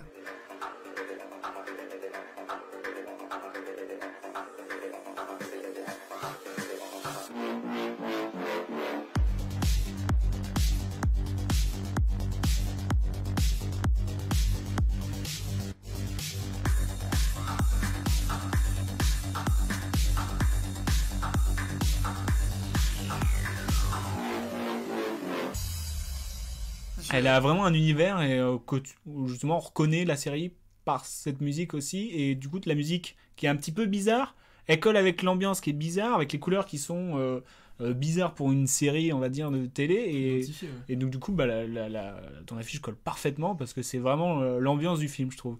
C'est gentil. Ouais, c'est vrai. Et t'as aimé OVNI, toi, ou comment t'as été contacté par... j'ai déjà travaillé plusieurs fois avec Studio Canal pour une ressortie pour des DVD, pour Basic Instinct, et là pour cette série-là, et en fait ils m'ont envoyé la série, du coup j'ai regardé avant et j'ai vraiment tout regardé. Je me suis prise dans la série, quoi. Et voilà, et après ils m'ont dit, ils avaient quand même un brief assez précis, des couleurs qu'ils voulaient, d'un agencement. Puis après on a fait des tests ensemble, et puis voilà, ça a fait ça. Je me posais une question, parce que dernièrement tu as fait aussi l'affiche Teddy, l'affiche alternative de Teddy. Ouais. Est-ce que du coup pour travailler, ils t'envoient le film avant, ou tu... Oui, souvent, souvent. Pour t'imprégner de l'univers. Ça m'est déjà arrivé de pas voir les films, pas voir les séries, tu vois, ça m'est déjà arrivé, mais parce que des fois plus t'envoies, et moins tu vas être créatif, parce que bridé, tu vas... Mais non, mais tu vas dire, il y a ce détail-là aussi, puis il y a ça, t'en vois presque trop. Peut-être, c'est ça. Voilà, donc des fois, avec un synopsis, c'est tout aussi efficace, quoi, avec les images du film, évidemment. Mais voilà, généralement, c'est vrai que je vois le film avant. On est obligé d'en parler. T'as fait les affiches du Festival de Cannes pendant 2 ans. C'est ça. Il faut que tu nous en parles. Comment c'est venu là-bas? En fait, je travaillais à l'Institut Lumière.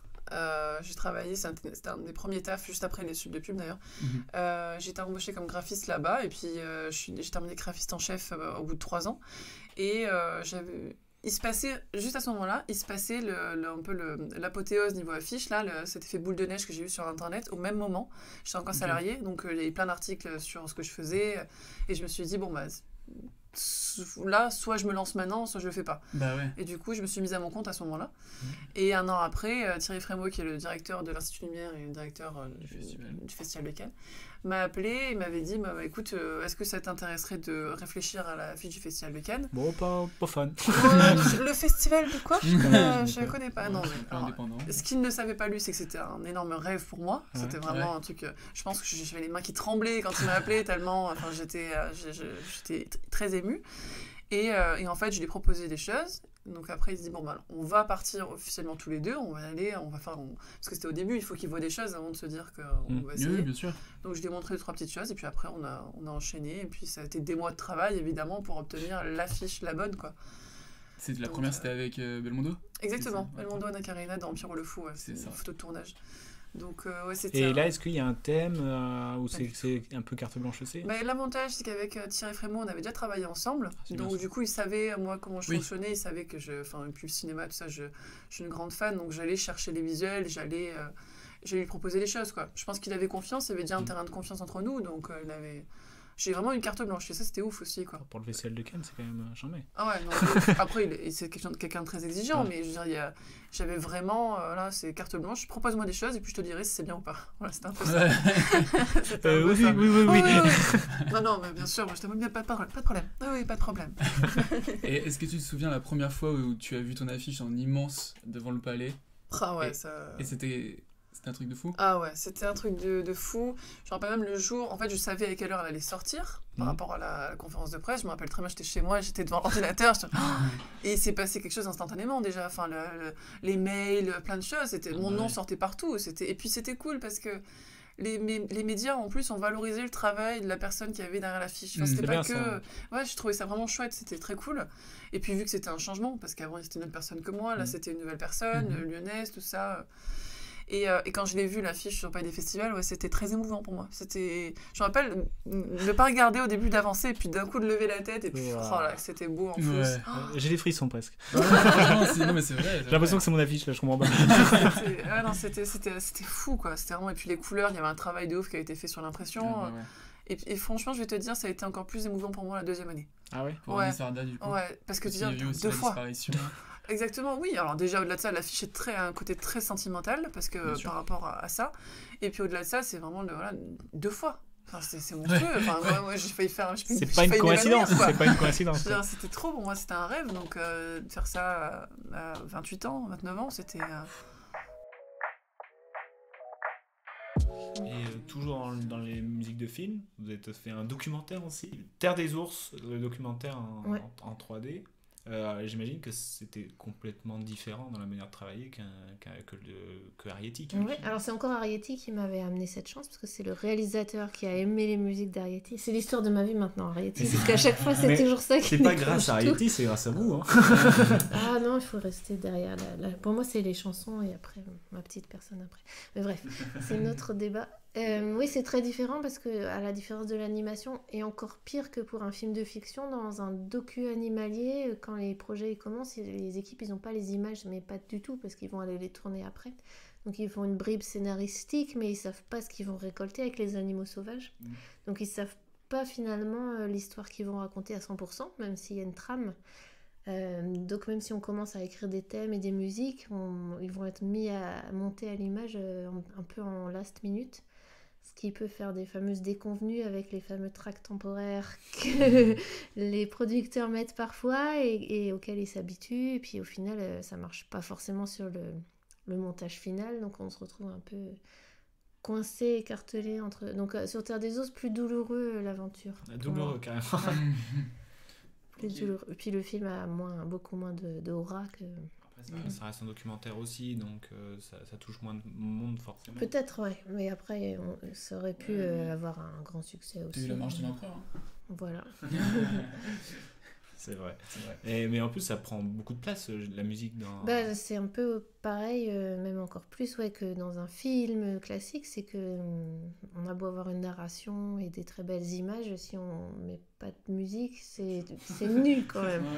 Donc il y a vraiment besoin de la musique dans un film animalier, je pense que c'est crucial. C'est plus que les émotions, c'est une ambiance à mettre. Oui, il faut emmener... En plus, en l'occurrence pour ce film, il y avait vraiment des paysages... des grandes étendues sauvages, etc. Donc la musique, il faut qu'elle soit là pour emmener les gens dedans, quoi. L'image peut pas réussir toute seule à emmener les gens.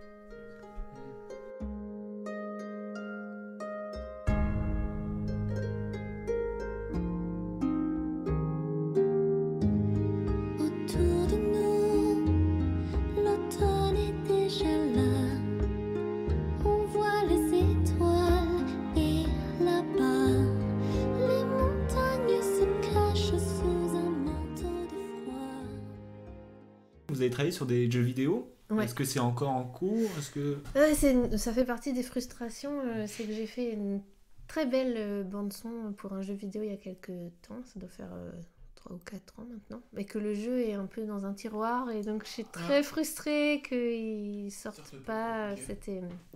peut-être un jour, il surgira. C'était une boîte de jeux française qui se lançait sur un projet. On a fait une très belle BO, des très beaux thèmes. Et puis, pour l'instant, personne ne les connaît. Et comment ça marche sur un jeu vidéo? Parce que ils vous disent les règles, comment ça se passe? Les règles, justement, ça fait partie des trucs qui ont changé beaucoup. Mais par contre, dans l'univers, il était posé dès le départ. Donc, il y a vraiment... là, en l'occurrence, c'était un jeu par deck, donc avec des familles et des cartes. Un jeu de cartes, mais virtuel, en fait. Okay, je vois. Et donc, il y avait des familles et des univers hyper identifiés et un thème pour chacun des univers. Donc, c'était royal comme... pour bosser parce qu'on a tout un imaginaire hyper précis pour chaque, imaginons des familles quoi. Donc il y a ceux qui étaient plutôt steampunk, ceux qui étaient des guerriers, ceux qui vivent dans le désert. Donc pour l'imagination en tant que musicien c'est génial. Mais pour un film on fait des chansons de 3-4 minutes, mais pour une BO de jeu vidéo il y a la notion de boucle qui est hyper importante, donc c'est des thèmes plus longs et qui peuvent se tuiler, diminuer, reprendre, donc il faut fonctionner par... comment je pourrais dire? Dites le mot compliqué. Il faut être un peu itératif, ça veut dire que le thème existe une première fois, puis après il existe avec une variation, puis on peut reboucler sur le début. Il faut construire un peu des... Il faut reconnaître la base, et après ça varie, c'est ça? Après il faut que ça puisse boucler à l'infini sans être ennuyeux. Parce que c'est quand même le but. Pour aller vers le futur, oui, c'est beau ça. C'est beau la transition. Oui, c'est beau. On nous a posé la question en amont, c'est quoi vos rêves du futur sur les artistes ou même un objet culturel qui vous dit que ça dans le futur ça va être top? Dans le futur, là, cette année. Hein. Bon, ça peut être dans 30 minutes aussi. Hein. J'en ai parlé tout à l'heure, il y a ce film White Snake qui sort en France, donc un film chinois, donc c'est des budgets chinois, donc gros budget, et moi j'ai adoré l'animation de ce film qui est un peu différent de la culture qu'on a nous de l'animation japonaise ou occidentale, donc ça c'est pour moi c'est un peu ce qui va arriver. Vous êtes réveillés? Où sommes-nous? Au village des chasseurs de serpents. C'est le jeune chouette qui vous a sauvé. Si vous voulez, je vous emmène là où je vous ai découverte. On trouvera peut-être des indices. Tue le grand Daoshi.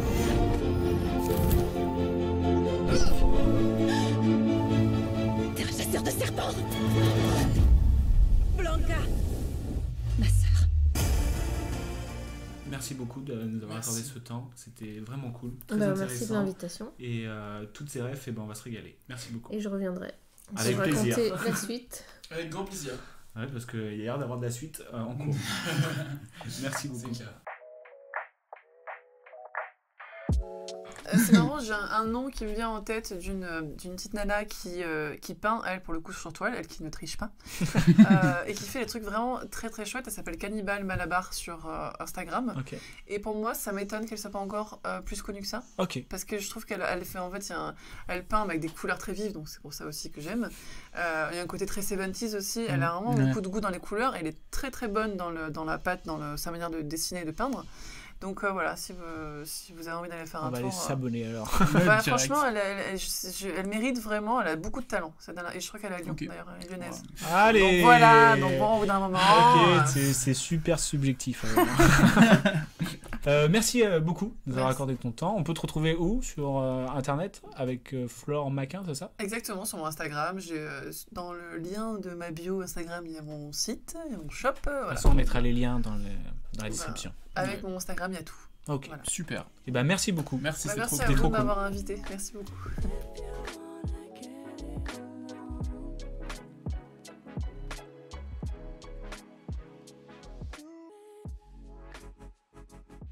Voilà, écoutez, on espère que ça vous a plu. Nous, on a vraiment adoré rencontrer ces deux personnes-là, ces deux points de vue super différents, deux personnalités très différentes. Aux rêves différents. Et aux rêves hyper différentes. Donc voilà, très éclectique comme rencontre, et franchement c'était passionnant dans les deux cas. Vous retrouverez bien sûr les deux interviews complètes en bonus d'ici quelques jours. Restez bien connectés, et nous allons terminer comme d'habitude, parce que On adore les jeux. On adore les jeux. Et là, c'est Romuald qui va me proposer un petit jeu. J'ai concocté un petit jeu spécial Rêve BO, on va l'appeler. Oh, bien. Je voulais faire, forcément, comment ne pas faire un blind test là-dessus, mais pas n'importe quel blind test. Ça va être le blind test où je vais te donner les réponses. Je vais te passer des vieux morceaux, tu vas me dire, ah mais en fait ça a inspiré tel morceau. Tu vois ce que je veux dire ? Donc en gros, tu vas devoir me donner le film. En fait, la ref de la bande originale. Mais je vais te donner la ref de la bande originale. Oui, c'est ça. Et toi, tu vas devoir trouver la bande originale. Ok, c'est bon, j'ai capté. Ok. Donc premier, ça va, tout le monde va comprendre avec le premier, je pense. La première ref, c'est de Eric Wolfgang Korngold. D'accord ? Ok.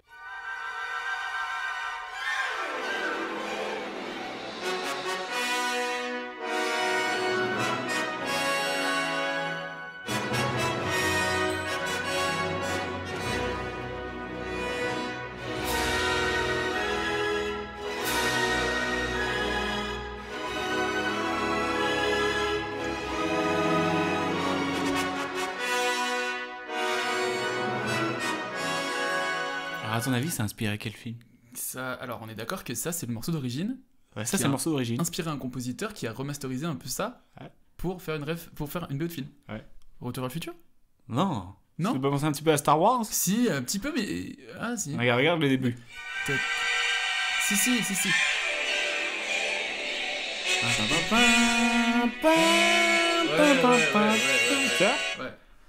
Ouais, c'est pas évident, mais je dis quand même ça ressemble vachement. Alors après, est-ce que c'est inspiration plagiat ? On ne sait pas.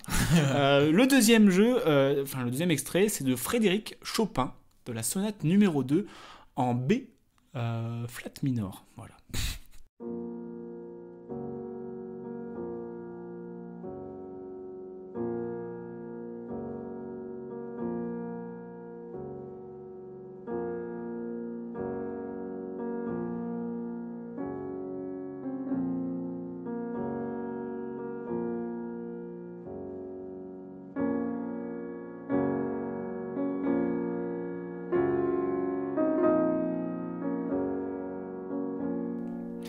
Je connais que ça, mais ça me fait penser aussi, comme tu as dit au début du podcast, je vois très bien le son dans ma tête, mais j'ai du mal à mettre le film dessus. Et ben on est encore sur Star Wars, la marche de l'empereur.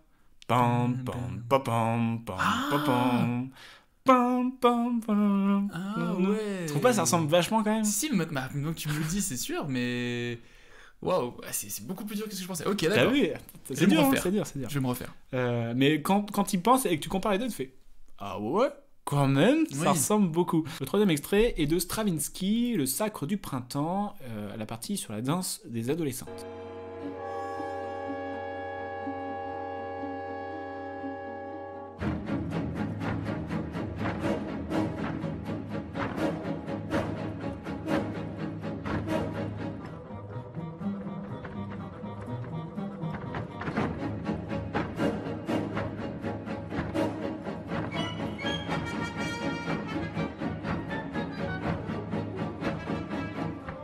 Ça te fait penser à rien ? Je vais dire, vu qu'il y avait 2 Star Wars, non, je déconne. Non, j'aurais peut-être dit Spider-Man. Non. Ah. Il y a les deux premières notes, ça te fait pas penser à rien ? Remets-moi les deux.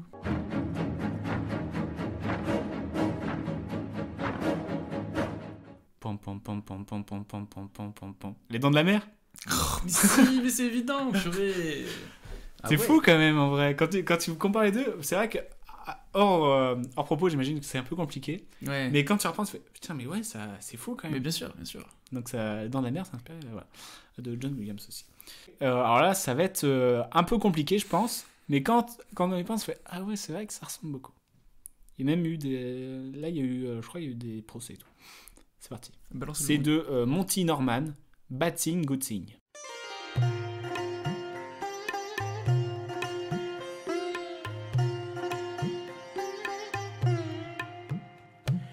I was born with this unlucky sneeze, and what is worse, I came into the world the wrong way round. Pundits all agree. Tu sens que t'as la mélodie au fond là.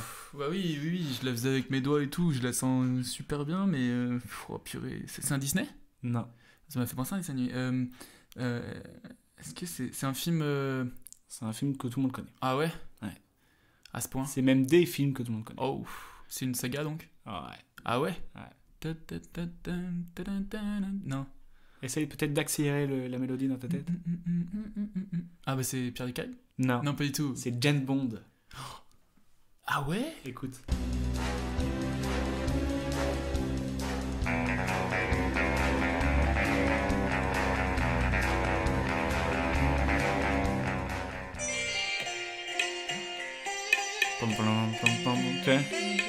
Si t'accélères.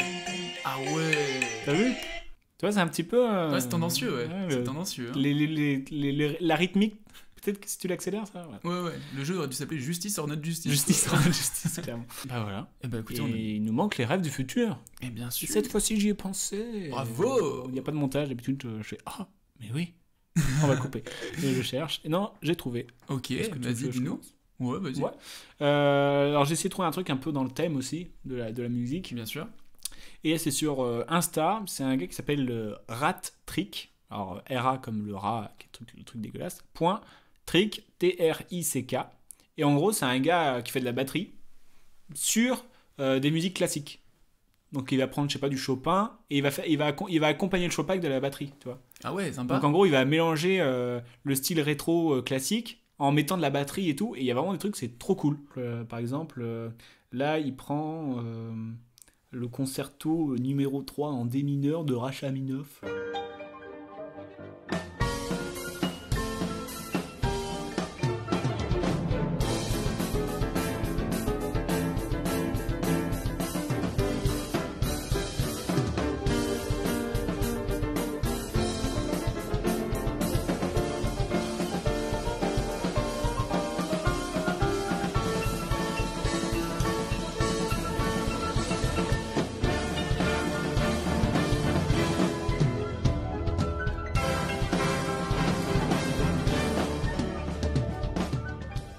Voilà, et je trouve ça charmé, parce que c'est vraiment trop cool, et ça donne un truc frais sur des vieilles musiques qui sont bien, tu vois, mais que t'auras pas tendance à écouter. Et je trouve le mélange des générations comme ça est trop bien fait, quoi. Et puis il est trop fort, en vrai. Bah c'est clair, c'est un petit peu une remasterisation des anciens morceaux. Trop bien. Quel est ta ref du futur? Eh ben écoute, alors il y a quelqu'un que je voulais citer, en tout cas une chaîne de podcast que je voulais citer. Pas forcément ma rêve du futur parce que ça existe depuis si longtemps que c'est plus du tout un futur, mais et sur laquelle je me suis un peu appuyé aussi pour préparer l'émission. C'est une chaîne YouTube et de podcast et un site qui s'appelle Cinésique. Et qui est donc une chaîne, comment dire, ce sont des personnes qui vont analyser, se concentrer uniquement sur la musique de film et qui vont rencontrer des compositeurs de musique actuels, notamment dans le cadre de la sortie des films, la plupart du temps, tout ça. Donc c'est intéressant, c'est vraiment concentré sur la musique de film exclusivement. Et ils ont fait également, comme nous, un peu le top 2021 culture, ils ont fait le top 2021 musique de film. Trop bien. Donc, musique de film, putain, ouais. Et donc, trop intéressant. Si vous êtes passionné par ça, je sais que c'est le cas de beaucoup de monde. Donc, n'hésitez pas pour prolonger le plaisir. Ça, c'était le petit tips gratos. Petit tips gratos aussi d'un gars dans le même délire que toi, qui est sur une radio suisse ou belge, je sais pas, qui en gros, il va prendre un film et tout ça, il va le déconstruire et tout, et je trouve tu te dis mais comment il sait ça et tout, et c'est trop, il explique trop bien. Il s'appelle Pierre Do, Pierre comme Pierre et Do comme la note de musique. Ah ok, d'accord. Et c'est trop cool, mais c'est pas vraiment une rêve du futur parce que je crois qu'il fait plus rien, mais d'accord. Bon oui, en tout cas c'est allez voir, c'est intéressant. Ok, très bien.